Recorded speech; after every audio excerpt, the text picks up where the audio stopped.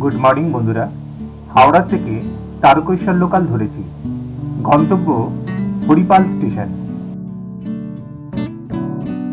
হরিপাল থেকে আজ দেখে নেব হুগলি জেলার বিখ্যাত দারহাটা ও আঁটপুর। একে একে শেওড়াফুলি, সিঙ্গুর, নালিকুল ইত্যাদি স্টেশনগুলো পেরিয়ে অবশেষে এসে পৌঁছলাম হরিপাল স্টেশনে।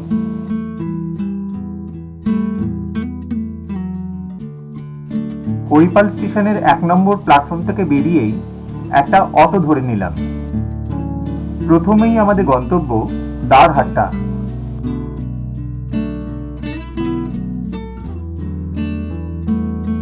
শীতের সকালে মনোরম পরিবেশ উপভোগ করতে করতে অবশেষে পৌঁছে গেলাম দারহাটার রাজরাজেশ্বর মন্দিরে। এই মন্দিরটা দারহাটার একটা প্রাচীন শিব মন্দির। এখানকার স্থানীয় জমিদার সিংহরায় পরিবার দ্বারা নির্মিত হয়েছিল এই মন্দিরটি। এটা আনুমানিক 300 বছরের বেশি প্রাচীন। মন্দিরটা পোড়ামাটির ভাস্কর্য বা টেরাকোটা কাজের জন্য বিখ্যাত। তবে সময়ের সাথে সাথে এই টেরাকোটার অনেক অংশই নষ্ট হয়ে গেছে। বর্তমানে পশ্চিমবঙ্গ সরকারের পুরাতত্ত্ব বিভাগের অধীনে রয়েছে এই মন্দিরটি। এটি একটি ঐতিহ্যবাহী স্থান, তবে মন্দিরের সংস্কারের কাজও চলছে। রাজরাজেশ্বর মন্দিরের বিপরীতেই কালী মন্দির দর্শন করলাম। কাছেই হাঁটা পথে চলে এলাম দ্বারিকাচণ্ডীর মন্দিরে। এই মন্দিরটাও স্থানীয় জমিদার সিংহরায় পরিবার দ্বারা প্রতিষ্ঠিত। এখানকার মূর্তি দেবী দুর্গার, তবে তার সঙ্গে মহিষাসুর নেই। আছেন গণেশ, কার্তিক, লক্ষ্মী আর সরস্বতী।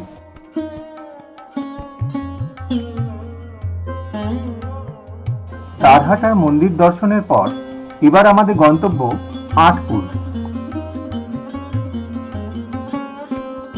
আঁটপুরে প্রথমেই চলে এলাম রামকৃষ্ণ মিশন মন্দিরে।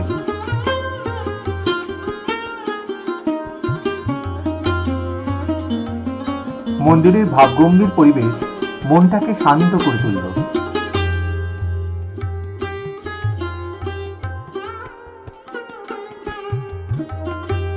এটাই রামকৃষ্ণ মঠের অফিস ঘর।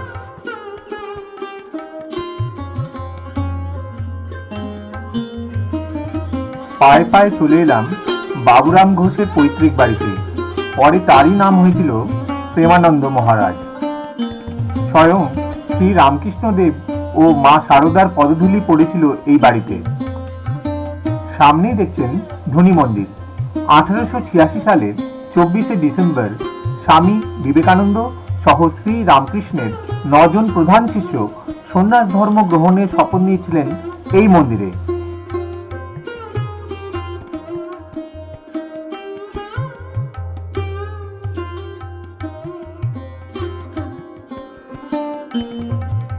এটা ঘোষবাড়ির দুর্গা মণ্ডপ। বর্তমানে বাবুরাম ঘোষের এই বাড়িটি আঁটপুর রামকৃষ্ণ মিশন বা মঠ রূপে গৃহীত। এই বাড়িতে মা শারদামণি 2 বার এবং স্বামী বিবেকানন্দ 3 বার অবস্থান করেছিলেন।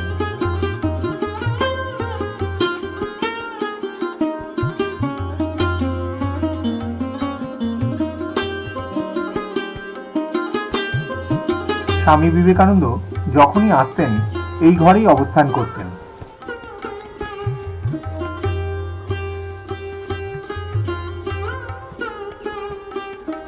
এটি শ্রী শ্রী মা শারদামণির ঘর। সন্ন্যাস গ্রহণের প্রাক্কালে শ্রী রামকৃষ্ণের 9 জন শিষ্যের এক দুর্লভ ছবি এটি।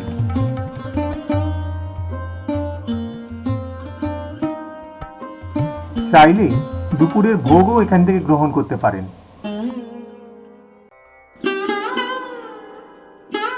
কিছুটা মাটির রাস্তা দিয়ে হেঁটে পৌঁছে গেলাম নরেন সরোবরে। স্বামীজি যখনই এখানে অবস্থান করতেন এই সরোবরেই স্নান করতেন। সরোবরের স্নিগ্ধ পরিবেশে দুদণ্ড জিরিয়ে নেওয়া যায়।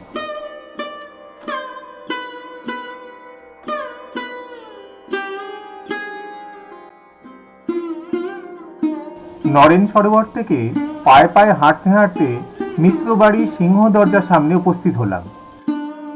এটাই আঁটপুরের বিখ্যাত রাধা গোবিন্দ জিউয়ের মন্দির। বর্ধমান রাজের দেওয়ান কৃষ্ণরাম মিত্র আনুমানিক 1786 খ্রিস্টাব্দে এই মন্দির প্রতিষ্ঠা করেন। মন্দিরটি আটচালা শৈলী, প্রায় 100 ফুট উঁচু।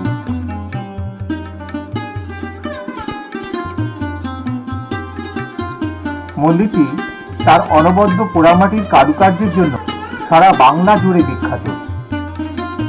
মন্দিরে রামায়ণ মহাভারতের কাহিনী, কৃষ্ণলীলা, দশাবতার, সামাজিক দৃশ্য ও শিকারীর দৃশ্য ইত্যাদি সুন্দরভাবে খোদাই করা আছে। মন্দিরের নির্মাণ শৈলীতে একটা বিরল বৈশিষ্ট্য হল গর্ভগৃহের সামনে 4 চালা জগমোহন যুক্ত হওয়া।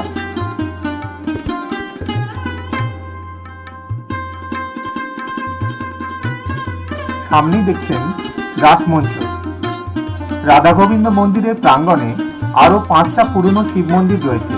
তারা যথাক্রমে গঙ্গাধর, রামেশ্বর, বানেশ্বর, জলেশ্বর ও ফুলেশ্বর। এছাড়াও এখানে একটা রাসমঞ্চও রয়েছে। বন্ধুরা, দারহাট্টা ও আঁটপুরের ছোট্ট ভিডিওটা এখানেই শেষ করলাম। ভিডিওটা যদি ভালো লেগে থাকে তাহলে অবশ্যই লাইক, শেয়ার আর কমেন্ট করতে ভুলবেন না। চ্যানেলে নতুন হলে চ্যানেলটাকে অবশ্যই সাবস্ক্রাইব করে দেবেন। ধন্যবাদ।